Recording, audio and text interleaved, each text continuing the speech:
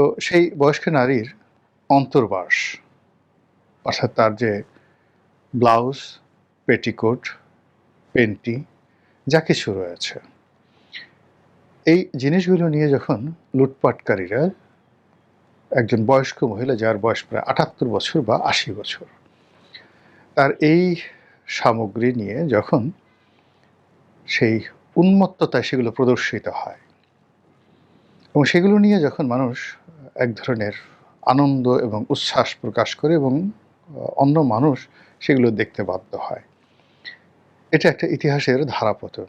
ভালো মন্দ কতটা খারাপ, কতটা জঘন্য, সেটা সম্ভবত ওই সময় যখন প্রদর্শিত হয়েছিল বলার সময় ছিল না, কিন্তু এখন ধীরে ধীরে সেটা প্রকাশিত হতে যাচ্ছে। বঙ্গভবনের এবং গণভবনের যা কিছু সম্পদ, অর্থাৎ সরকার প্রধান এবং রাষ্ট্রপ্রধানের যা কিছু সম্পদ, সব কিছুই রাষ্ট্রের। হাতে গোনা তাদের ব্যবহার্য কিছু সামগ্রী থাকতে পারে, কিন্তু ওখানে যত ফার্নিচার, যত ল্যাপটপ, যত কিছু রয়েছে সবই রাষ্ট্রীয় সম্পদ। তো যেভাবে এই রাষ্ট্রীয় সম্পদগুলো, গণভবনের রাষ্ট্রীয় সম্পদগুলো লুণ্ঠন হয়েছে, ঠিক এইরকমভাবে মধ্যযুগে কোনো রাজপ্রাসাদ কোনো সৈন্যবাহিনীর দ্বারা এভাবে লুণ্ঠিত হয়েছে, চেঙ্গিস খান, হালাকু খান কিংবা তমুলঙ্গের সৈন্যদের দ্বারা, এরকম কোনো ঘটনা আমার জানা নেই। যখন কোনো একটা শহর দখল হতো আদিকালে, তখন সামরিক বাহিনীর সবচেয়ে চৌকস যে অংশটিকে, যেটিকে রয়্যাল গার্ড বলা হতো, আমাদের দেশে এখন যেমনভাবে এসএসএফ, সেই রয়্যাল গার্ডের কমান্ডার সে প্রথমেই রাজপ্রাসাদের দখল নিতেন তার অনুগত বাহিনীর দ্বারা, এবং যা কিছু সেখানে কালেকশন করা হতো এগুলো সবই একটা সিজার লিস্ট। আজকের আধুনিক পদ্ধতিতে আমরা যেগুলোকে সিজার লিস্ট বলি, সেইভাবে সিজার লিস্ট করা হতো। এগুলোর মধ্যে বই, পুস্তক, দলিল, দস্তাবেজ, ব্যবহার্য সামগ্রী, স্বর্ণ মুদ্রা থেকে শুরু করে যা কিছু ছিল এগুলো সব সিজার লিস্ট করা হতো। এমনকি দাস দাসী থেকে শুরু করে ওই হেরেমে বসবাসরত যারা রমণী, তাদেরকেও এই লিস্টের অধীন আনা হতো। তারপর সেগুলো কোনটা রাজা নেবেন, কোনটা সেনাপতি নেবেন, কোনটা সাধারণ সৈন্যরা নেবেন, আর কোনটা বাজারে বিক্রি করবেন, আর কোনটা যে বিজয়ী রাজা তার রাজকোষে জমা হবে, এটার একটা লিখিত বিধান ছিল। এমনকি যে আইয়ামে জাহিলিয়াত, সেই যুগেও সেটা ছিল। কিন্তু আমাদের গণভবন যেভাবে লুণ্ঠিত হয়েছে, এই লুণ্ঠনের ইতিহাস আপনি কোথাও খুঁজে পাবেন না। এমনকি ফ্রেঞ্চ রেভলিউশনের পরে, বাস্তিল দুর্গের পতনের পরেও ফ্রান্সের পার্লামেন্ট এবং রাজা লুইয়ের যে বাসভবন, আপনি দেখাতে পারবেন না যে এইভাবে গণহারে জনগণ গিয়ে সেটা লুট করেছে। কিন্তু আমাদের দেশে এই কাজগুলো করা হয়েছে বা করানো হয়েছে, বা এই কাজগুলো করতে প্রমোশনাল কাজ করা হয়েছে। এগুলো ইতিহাস। দ্বিতীয়ত হলো বাংলাদেশের যে ঐতিহাসিক ভবন ৩২ নম্বর, ইটস এ হেরিটেজ। আমাদের জন্য এটা একটা ঐতিহ্য। বঙ্গবন্ধু, শেখ হাসিনা কিংবা ৩২ নম্বরের বাড়ি is a person, is a matter, is a physics, বা ধরুন একটা বস্তু, কিন্তু এর পেছনে যে ইতিহাস আছে, সংস্কৃতি আছে, কৃষ্টি আছে, কালচার আছে, আপনি সেটাকে অস্বীকার করতে পারবেন না। তো ৩২ নম্বর যে বাড়িটি রয়েছে, সেই বাড়িটি সরকার ইচ্ছে করলে বাজেয়াপ্ত করতে পারবে। সরকার ইচ্ছা করলে এটাকে যথাযথ পরিমার্জন, তারপরে এটাকে চাইলে একেবারে ভ্যানিশ করে দিতে পারবে। যেভাবে বেগম জিয়ার বাড়ি ভ্যানিশ করে দেওয়া হয়েছে, সরকার চাইলে সেটা করতে পারে। কিন্তু যখন এরকম একটা হেরিটেজকে আপনি জনগণের হাতে ছেড়ে দিবেন, ক্রোধান্বিত জনগণ, ইট মিনস আপনার পুরো রাষ্ট্রের যে সিস্টেম, সেই সিস্টেম এতটা বিপদ এবং বিপত্তিদের মধ্যে পড়বে যে আগামীতে রাষ্ট্রের যে কোনো গুরুত্বপূর্ণ স্থাপনা, যে কোনো গুরুত্বপূর্ণ দলিল, যে কোনো গুরুত্বপূর্ণ সহায় এবং সম্পত্তি সব কিছু, যেটিকে কেপিআই জোন বলা হয়, সব কিছু যে লুণ্ঠন হবে সাধারণ মানুষের দ্বারা, এর একটা পথ করে দিলেন। ফলে গণভবন এবং ৩২ নম্বর এই দুটো ভবনের যে ডাকাতি, রাহাজানি, লুটপাট, এগুলো নিয়ে ডে বাই ডে যত দিন যাচ্ছে তত মানুষের ক্রোধ বাড়ছে, ক্ষোভ বাড়ছে, বিচার চাচ্ছে। এবং যারা এই কর্মগুলো করে একটা সময় খুব আনন্দ উপভোগ করতেন, এখন তারা সবাই হতাশায় ভুগছেন, অনেকে আতঙ্কে ভুগছেন এবং নানা রকম সামাজিক, মানসিক, পারিপার্শ্বিক এবং প্রাকৃতিক জটিলতায় পড়ছেন। আপনি যদি কোনো ব্যক্তির হক নষ্ট করেন,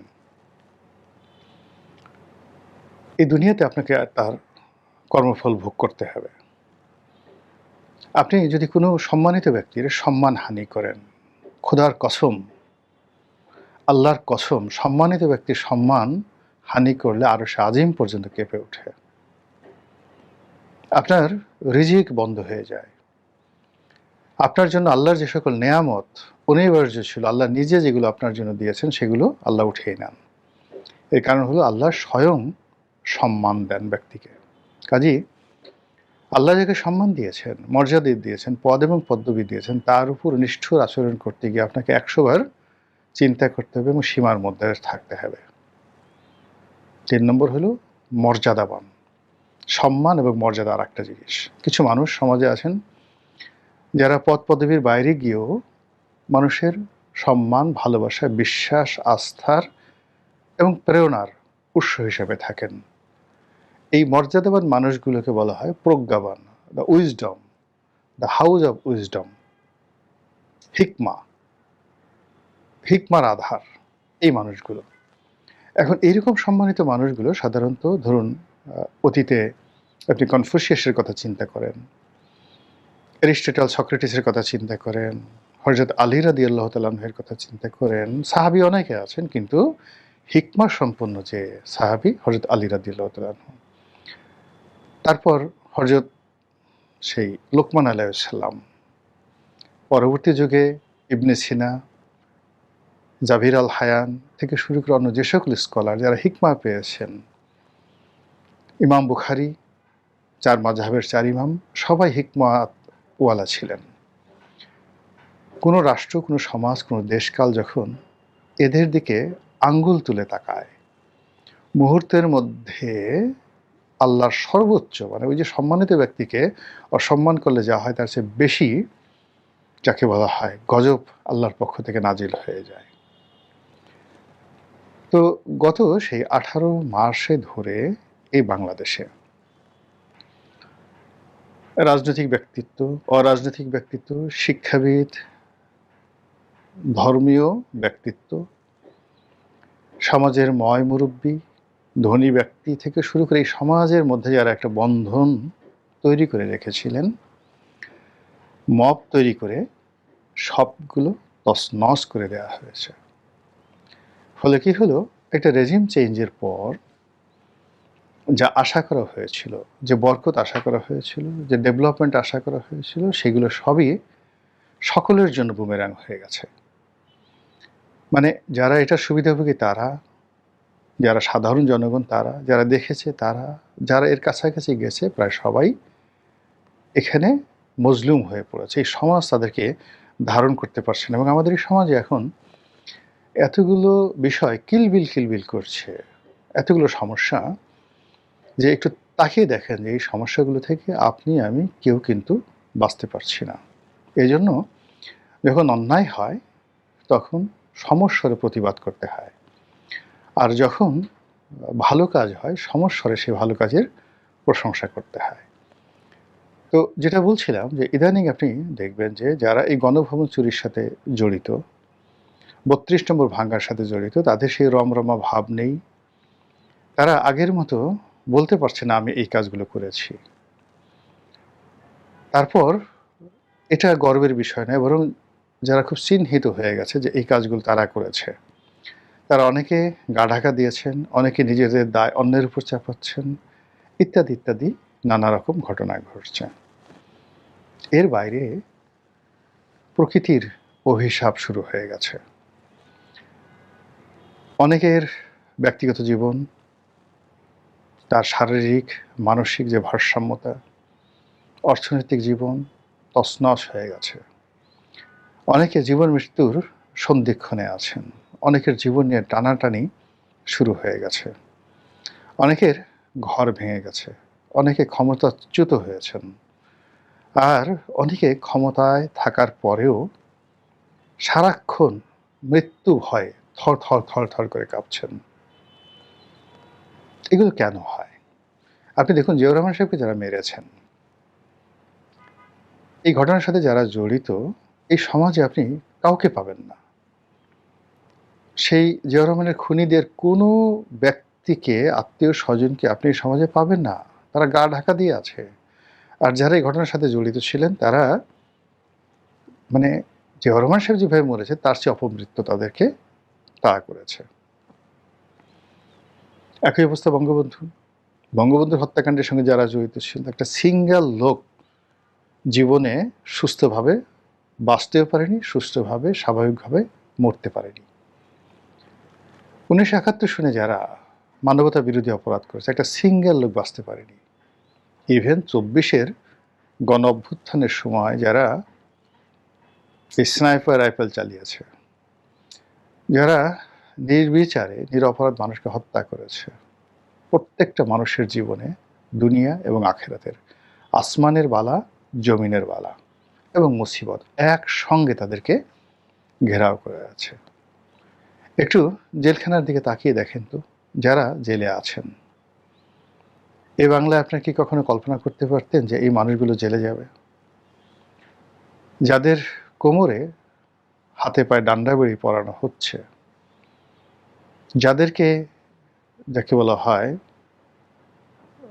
টেনে হিসড়ে বিচারালয়ে আনা হচ্ছে, আজ থেকে 1 বছর 1.5 বছর আগে, মানে শেখ হাসিনার জমানায় এগুলো কল্পনা করা যেত?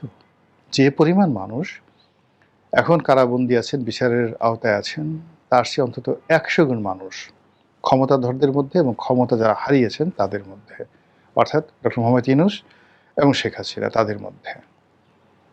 এর চাইতে বহু সংখ্যক মানুষ কখন পরোয়ানা চলে আসবে, কখন জেলে যেতে হবে, এই ভয়ে, কখন আমার যে কনস্পিরেসি, আমার যে চক্রান্ত, দেশবিরোধী চক্রান্ত, আমার যে মানবতা বিরোধী চক্রান্ত, সেগুলো কখন প্রকাশ হয়ে যাবে, এই ভয়ে তছনছ হয়ে গেছে।